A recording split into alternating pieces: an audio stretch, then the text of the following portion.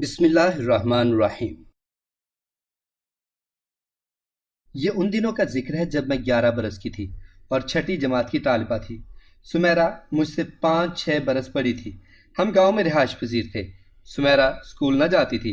اس نے جو کچھ پڑھا گھر میں ہی پڑھا۔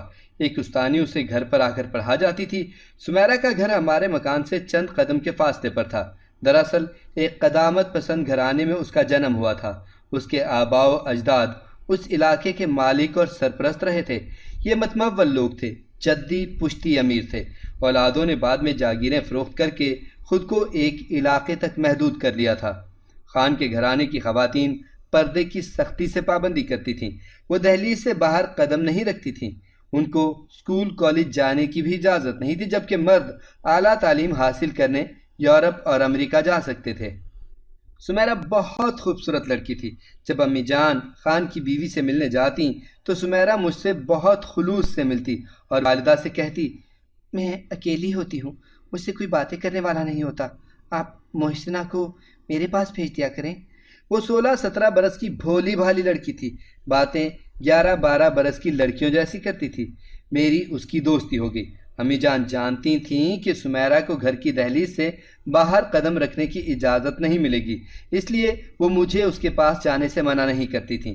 میں سمیرہ سے اپنے گھر آنے کا تقاضا بھی نہ کرتی تھی کیونکہ اس کی مجبوریوں کو سمجھتی تھی۔ وہ اکثر مجھ سے اسکول کی باتیں سنتی۔ اسے اسکول جانے کا بڑا شوق تھا۔ سمیرہ کی امی میرا بہت خیال رکھتی تھیں۔ میری امی سے دوستی تھی اور یہ بھی معلوم تھا کہ میں ایک اچھی لڑکی ہوں، تاہم وہ بیٹی پر کڑی نگاہ رکھتی تھیں۔ میں جاتی تو خوش ہو جاتی، مہربانی سے پیش آتی اور بیٹی کو کہتی، سمیرہ محسنہ بی بی کی خوب خاطر تواضع کرو، یہ اکلوتی تمہاری سہیلی ہے۔ سمیرہ مجھ کو سہیلی ہی سمجھتی، حالانکہ عمروں کا فرق تھا۔ وہ مجھ سے دل کی باتیں کہتی، اسے میرا انتظار رہتا۔ چھٹی کے دن میں ضرور اس کے گھر جاتی۔ کسی وجہ سے نہ جا پاتی تو وہ اپنی ملازمہ بھیج کر بلوا لیتی۔ ایک روز میں اس سے ملنے گئی تو سمیرہ بے حد خوش تھی۔ اس نے مجھ سے کہا، محسنہ جانتی ہو آج میں کیوں خوش ہوں؟ ہمارے چھوٹے چچا شہر سے لینے آ رہے ہیں، وہاں ان کے بیٹے کی شادی ہے۔ میں پہلی بار شہر دیکھوں گی، سوچو نا کتنی خوشی کی بات ہے۔ واقعی اس کے لیے یہ خوشی کی بات تھی، ایک انہونی سی بات کہ پہلی بار وہ گھر کی چار دیواری سے باہر جا رہی تھی، وہ بھی کسی بڑے شہر میں۔ اس کے چچا نے لندن میں پڑھا تھا۔ وہ تعلیم حاصل کر کے لوٹے تو کچھ روشن خیال ہو گئے، گاؤں کے بجائے شہر جا بسنے کو ترجیح دی۔ دراصل ان کی دوسری بیوی ایک شہری عورت تھی اور یہ شادی چچا نے اپنی مرضی اور پسند سے کی تھی، جبکہ پہلی بیوی گاؤں میں ہی رہتی تھی۔ پہلی بیوی سے 2 لڑکیاں اور 2 بیٹے تھے۔ یہ بچے بھی ماں کے ساتھ گاؤں میں رہائش پذیر تھے۔ قصہ مختصر، اگلے روز سمیرہ اپنے رشتہ داروں کے ہمراہ شہر چلی گئی۔ اس کے ساتھ بڑی چچی، ان کی بیٹیاں اور چچا گئے تھے، جبکہ سمیرہ کی ماں نے شادی میں شرکت نہیں کی، وہ اپنے گھر ہی رہ گئی تھی۔ 15 روز بعد سمیرہ واپس شہر سے آ گئی۔ جب آئی تو بہت خوش تھی۔ شہر میں اپنے چچا کے گھر کی تعریفیں کرتے نہ تھکتی تھی۔ اپنے چچا زاد کی شادی کی تفصیل بتانا چاہتی تھی، لیکن میرے سالانہ پرچے ہو رہے تھے، لہٰذا میں تھوڑی دیر بیٹھ کر آ گئی کہ پرچوں کے بعد جب دوبارہ آؤں گی تو پھر ساری تفصیل سنوں گی۔ امتحان کی مصروفیت کے سبب میں دوبارہ جلد نہ جا سکی۔ ایک روز اس کی ملازمہ ہمارے گھر آئی۔ اسے اس کی امی نے میری امی کے پاس بھیجا تھا، امی کو بلوایا تھا۔ امی ان کے گھر گئیں تو سمیرہ کی والدہ کو سخت پریشان پایا۔ کہنے لگیں، شمع بہن، میری بچی سے کچھ غلطی ہو گئی ہے۔ وہاں شہری ماحول کھلا ڈلا تھا، شادی میں اور رشتہ دار بھی کافی آئے ہوئے تھے، اور یہ گاؤں سے گئی تھی۔ نہ جانے کیا واقعہ ہوا کہ اب ہماری عزت پر بنی ہے، مگر یہ کچھ بتاتی نہیں ہے۔ امی نے پیار سے سمیرہ کو کریدنا چاہا، لیکن لڑکی نے زبان نہ کھولی۔ انہوں نے سمیرہ کی امی سے کہا، تم ماں ہو، جب تم کو نہیں بتاتی مجھے کیسے بتائے گی؟ تم دوبارہ پیار سے اعتماد میں لو، یہ بہت خوفزدہ ہے۔ جوں جوں وقت گزرتا جا رہا تھا، پریشانی بڑھتی جا رہی تھی، اور سمیرہ کی امی کی سمجھ میں کچھ نہیں آ رہا تھا کہ کیا کریں۔ امی جان کے سوا اس کا کوئی رازدار بھی نہ تھا۔ زیادہ پریشان ہوتی تو میری والدہ کو بلواتی کہ اب بتاؤ کیا کروں۔ وقت گزرتا جا رہا تھا، ایسا نہ ہو کہ پانی پلوں سے گزر جائے۔ صد شکر کہ ان دنوں ان کا شوہر دوسرے ملک گیا ہوا تھا، ورنہ ضرور قیامت آ جاتی۔ سمیرہ کی ماں کا کہنا تھا، بیوی بیٹی کی غلطی کے بارے میں اس کے باپ کو بھنک بھی پڑ گئی تو ہم کو زندہ نہ چھوڑے گا۔ اس کی آمد سے قبل ہی اس مسئلے کا حل نکالنا ہوگا۔ بہن، تم میری رازدار ہو، اب تم ہی کوئی حل بتاؤ۔ میں بیٹی کو گھر سے باہر نہیں لے جا سکتی۔ اس معاملے کو گھر کی چار دیواری میں ہی دفن کرنا ہے۔ یہ ہماری غیرت کا سوال ہے۔ بہت سوچنے پر میری ماں کو ایک حل سوجھ گیا۔ ہماری نانی ماں جہاں رہائش پذیر تھی وہاں وہ جگہ زیادہ دور نہ تھی۔ ان کے گھر کے سامنے ایک نرس عرصے سے رہتی تھی جس کا نام سارا تھا۔ کالے رنگ کی موٹی سی یہ عورت جس کے نین نقش معمولی تھے لیکن ہر وقت بنی ٹھنی رہتی تھی۔ وہ کچھ لالچی بھی تھی، تبھی محلے میں مقبول نہ تھی، صرف ضرورتاً لوگ اس سے تعلق رکھتے تھے۔ سارا ایک سرکاری ہاسپٹل میں ملازمت کرتی تھی۔ اس کی کبھی رات کی ڈیوٹی ہوتی، کبھی دن کی۔ جب وہ فارغ ہوتی گھر پر رہتی۔ محلے کی ضرورت مند عورتیں اس کے پاس بیماری یا تکلیف میں مدد کی طالب ہوتیں تو وہ ان سے خاصی رقم اینٹ لیتی اور کسی سے ذرہ بھر رعایت نہ کرتی تھی۔ سارا کی کوئی اولاد نہ تھی، جانے کیوں پھر وہ اس قدر لالچی تھی۔ والدین بھی نہ تھے، کسی نے کبھی اس کے گھر کسی رشتہ دار کو آتے جاتے نہیں دیکھا تھا۔ وہ جب ڈیوٹی دینے جاتی تو دروازے پر تالا لگا جاتی، ڈیوٹی سے لوٹتی تو گھر کا کام کرتی یا سو جاتی۔ محلے میں کہیں آتی جاتی نہ تھی۔ ہاں، اگر کوئی بیمار ہو جاتا اور اس کی ضرورت پڑ جاتی تو بلانے پر وہ آ جاتی تھی۔ وہ خوش اخلاق نہیں تھی، اسی لیے اپنی فیس پوری لے لیتی تھی۔ جب کسی کو انجیکشن لگوانا ہوتا یا گھر پر ڈرپ لگانی ہوتی اسی کو بلایا جاتا۔ سارا کئی بار نانی اماں کے گھر آ چکی تھی کیونکہ وہ بیمار رہتی تھیں اور ان کو اکثر انجیکشن لگوانے ہوتے تو ماموں یہ انجیکشن جو ڈاکٹر لکھ کر دیتے اپنی والدہ کو گھر پر ہی لگواتے تاکہ نانی کو روزانہ ڈاکٹر کے کلینک تک آنے جانے کی تکلیف نہ اٹھانی پڑے۔ یوں امی جان سے بھی سارا کی سلام دعا تھی۔ محلے دار سارا سسٹر کو صرف اپنے دکھوں میں بلاتے اور دکھ و خوشی کی تقریبات میں کوئی اسے مدعو نہیں کرتا تھا۔ سبھی جانتے تھے کہ وہ ایک مطلقہ عورت ہے۔ اس بات نے بھی سارا کو الگ تھلگ کر دیا تھا۔ امی جان نانی اماں کے گھر گئیں، انہوں نے سارا کو بلوا بھیجا۔ اتفاق سے وہ گھر پر تھی، فوراً آ گئی۔ وہ سمجھی کہ نانی ماں کو انجیکشن لگوانا ہے، مگر یہاں مسئلہ ہی کچھ اور تھا۔ امی نے کچھ دیر تنہائی میں اس سے بات کی اور پھر اسے ساتھ لے کر سمیرہ کے گھر چلی آئیں۔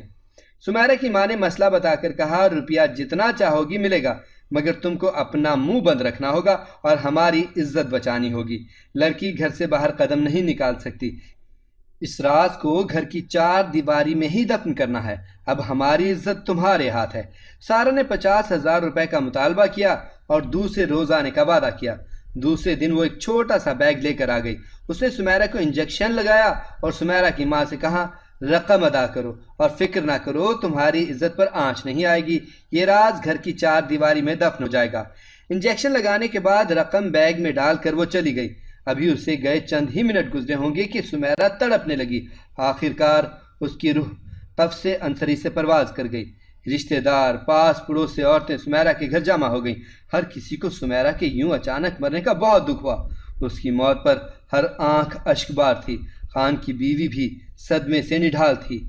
ظاہر ہے کہ اکلوتی جواں سال بیٹی کی ناگہانی موت کا ان کو صدمہ بے پناہ تھا۔ امی کو خبر ملی، وہ فوراً ان کے گھر چل دیں۔ میں بھی ساتھ ہو لی کہ وہ میری ہمجولی تھی۔ ہم نے آخری دیدار کیا تو دل ڈوب گیا۔ وہ کفن میں لپٹی ہوئی گہری نیند سو رہی تھی۔ اس کا چہرہ کفن کے لٹھے کی طرح سفید ہو رہا تھا۔ موت نے اس کے تمام راز اپنے سینے میں چھپا لیے تھے۔ موت کبھی کبھی پریشان لوگوں کی دوست ہو جاتی ہے، ان کی رسوائی کو اپنے وجود میں سمیٹ کر ان کو سکون کی گہری وادیوں میں لے جاتی ہے۔ آج سمیرہ کے لبوں پر کبھی نہ ٹوٹنے والی خاموشی کی مہر تھی۔ اب اس کے گھرانے کی عزت کو کوئی خطرہ نہ تھا۔ وہ گھر کی چار دیواری میں محفوظ ہو چکی تھی۔ باپ کی آمد کا بھی انتظار نہ کیا گیا۔ اسے چچاؤں نے حویلی کے اندر بنے ہوئے قبرستان میں دفنا دیا۔ چند دن لوگوں کو اس کی جواں سال موت کا افسوس رہا، پھر سبھی اس صدمے کو بھول گئے سوائے ماں کے، جو اب بھی چھپ چھپ کر اسے یاد کر کے روتی تھی۔ سمیرہ کی ماں کے علاوہ اماں اور میں بھی سمیرہ کو کبھی نہ بھلا سکے، کیونکہ معلوم تھا کہ وہ طبعی موت نہیں مری تھی، بلکہ اسے نرس سارا نے کوئی انجیکشن لگایا تھا جس سے اس کی موت واقع ہو گئی تھی۔ ان دنوں مجھے اس کی موت کا بہت دکھ تھا، تاہم نہیں جانتی تھی کہ سمیرہ کو کیوں انجیکشن لگایا گیا۔ یہ ضرور جانتی تھی کہ وہ سارا کے انجیکشن لگانے کی وجہ سے مر گئی تھی۔ مجھ کو سارا سے وحشت ہو گئی۔ نانی اماں کے گھر وہ نظر آ جاتی تو میں نفرت سے منہ پھیر لیتی تھی۔ میرا بس نہ چلتا تھا کہ ہر ایک کو بتا دیتی کہ اسی عورت نے کوئی انجیکشن لگایا تھا کہ سمیرہ مر گئی۔ اماں نے سختی سے منع کیا تھا کہ کسی سے انجیکشن والی بات مت کہنا، کہ یہ اس گھرانے کی عزت کا سوال ہے۔ بہت عرصے تک مجھے اس معاملے کی سمجھ نہ آئی کہ یہ عزت کا سوال کیوں ہے، کیونکہ جس کی وجہ سے اتنی پیاری اتنی خوبصورت لڑکی جان سے چلی گئی اور سمیرہ کی اماں پھر بھی خاموش نہیں۔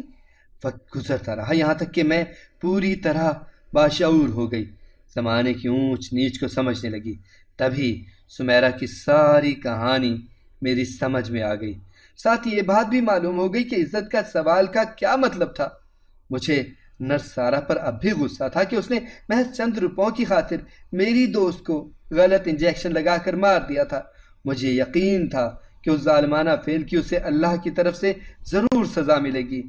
15 برس بعد جب ایک روز میں سسرال سے میکے آئی تو ماں نے بتایا کہ سارہ بہت بیمار ہے، اپنے گھر میں اکیلی پڑی سسک کر کراہتی رہتی ہے۔ اس کی کراہیں ہمارے گھر تک آتی تھیں۔ مجھے دکھ ہوا کہ وہ عورت جس نے عمر بھر مریضوں کی خدمت کی تھی، آج اس کی خدمت اور تیمارداری کرنے والا کوئی نہ تھا۔ چند محلے دار البتہ کبھی کبھار رسماً جھانک لیتے تھے۔ اماں نے کہا اس عورت کا نصیب بہت خراب ہے۔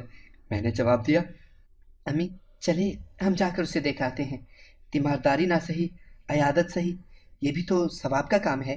میرے کہنے پر امی سارہ کو دیکھنے گئیں۔ وہ چارپائی پر پڑی تھی، زندہ تھی مگر مردوں سے بدتر۔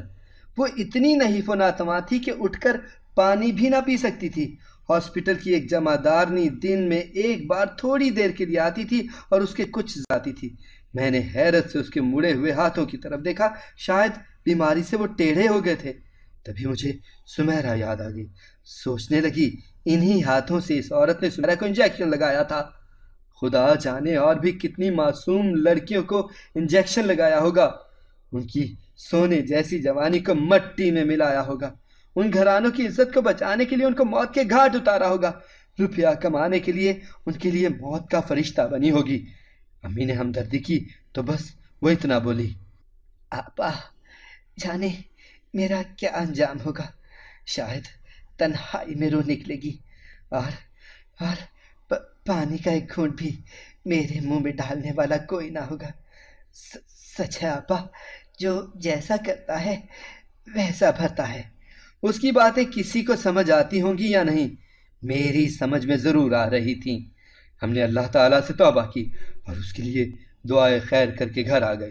پھر میں میکے سے سسرال سیالکوٹ آ گئی۔ میرے یہاں آنے کے 5ویں دن امی جان نے فون پر بتایا کہ نرس سارہ کا انتقال ہو گیا ہے اور وہ زندگی سے چھٹکارا پا کر اپنے خالق کے پاس چلی گئی ہے۔ کچھ نیک محلے داروں نے مل کر اس کی تدفین کر دی ہے۔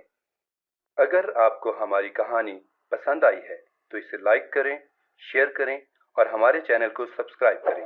اگلی کہانی تک کے لیے اجازت دیجیے۔ اللہ